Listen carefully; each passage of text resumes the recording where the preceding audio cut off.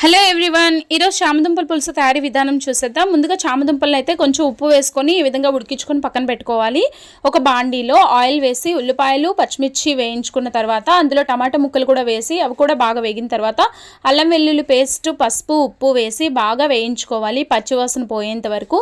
ఇందులో మనం చామదుంప ముక్కల్ని దుంపల్లా చిన్న చిన్న ముక్కల్లా కట్ చేసుకొని ఇవి కూడా వేసి దానికి తగినంత కారం కూడా వేసి వేయించుకోవాలి.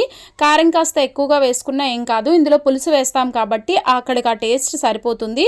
బాగా మగ్గించుకున్న తర్వాత ఇందులో మనం కొద్దిగా వాటర్ వేసి మళ్ళీ కాసేపు ఉడికించుకోవాలి.